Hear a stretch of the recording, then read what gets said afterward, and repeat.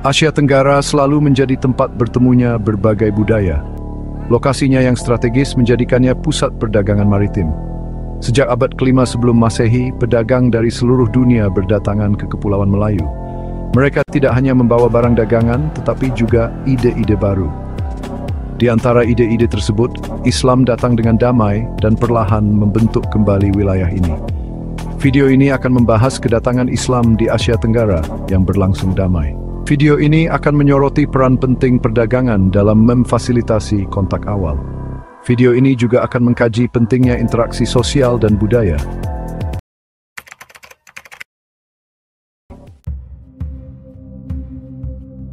Jalur perdagangan maritim di Samudra Hindia adalah sumber kehidupan Asia Tenggara.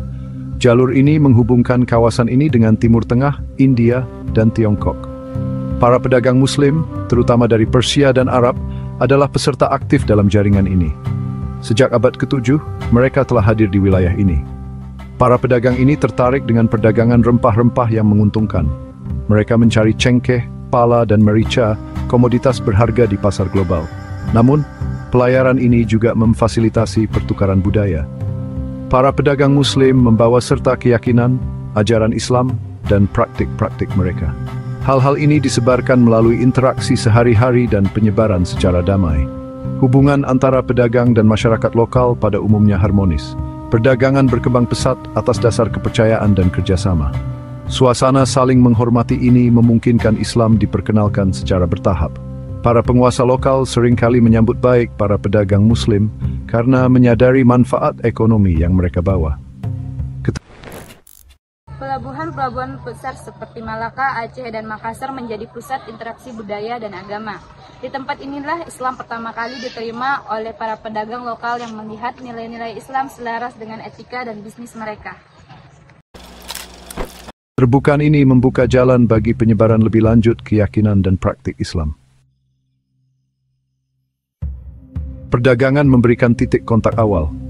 Namun, interaksi sosial dan budayalah yang mengukuhkan tempat Islam di Asia Tenggara. Pernikahan antara pedagang Muslim dan perempuan lokal sangat berpengaruh. Pernikahan ini menciptakan ikatan keluarga yang melampaui perbedaan agama. Peran para cendekiawan Islam, para ulama, juga sangat penting. Orang-orang terpelajar ini melakukan perjalanan ke Asia Tenggara, membawa serta pengetahuan mereka tentang hukum Islam, teologi, dan filsafat. Mereka mendirikan masjid dan madrasah, pusat-pusat pembelajaran yang menjadi bagian integral dari penyebaran Islam. Para ulama peka terhadap budaya lokal. Mereka menyadari bahwa Islam perlu disajikan dengan cara yang selaras dengan kepercayaan dan praktik yang ada. Pendekatan ini, yang menekankan toleransi dan adaptasi, terbukti sangat efektif. Hal ini memungkinkan Islam untuk mengakar tanpa menggusur tradisi asli. Perubahan juga terlihat dalam aspek kehidupan sehari-hari, seperti tata cara pernikahan, ritual keagamaan, hingga pola pendidikan. Semua itu menunjukkan bagaimana Islam mampu beradaptasi tanpa menghilangkan jati diri masyarakat lokal. Kerajaan-kerajaan besar seperti Aceh, Demak, dan Malaka kemudian menjadi pusat penyebaran Islam dengan masuknya para pengusaha di dalam Islam. Agama ini tidak hanya menjadi keyakinan spiritual, tetapi juga bagian dari sistem pemerintahan dan kebudayaan.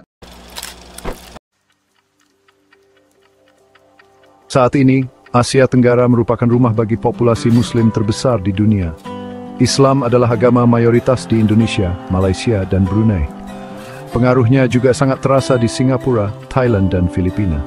Warisan yang abadi ini merupakan bukti cara damai dan bertahap penyebaran Islam di seluruh wilayah ini. Kemegahan arsitektur masjid-masjid seperti Istiqlal di Jakarta dan Masjid Sultan Omar Ali Saifuddin di Brunei menjadi pengingat akan akar Islam yang dalam di wilayah ini. Prinsip-prinsip Islam terjalin dalam tatanan sosial, memengaruhi sistem hukum, seni, musik, dan kehidupan sehari-hari. Namun Islam di Asia Tenggara tetap mempertahankan karakternya yang unik. Islam di Asia Tenggara merupakan perpaduan antara ajaran Islam dan adat istiadat setempat yang mencerminkan sejarah panjang perpaduan budaya di kawasan ini. Islamisasi bukan hanya proses perubahan keyakinan, tetapi juga pembentukan peradaban yang berdampak besar hingga kini. Kisah ini mengingatkan kita bahwa agama adalah jembatan untuk menyatukan manusia, bukan untuk memisahkan. Kisah Islam di Asia Tenggara menawarkan pelajaran berharga untuk masa kini. Kisah ini menyoroti kekuatan pertukaran damai, saling menghormati, dan pemahaman budaya. Di dunia yang sering kali terpecah belah oleh perbedaan agama, pengalaman Asia Tenggara menjadi suara harapan yang menunjukkan bahwa agama yang berbeda dapat hidup berdampingan dan berkembang bersama.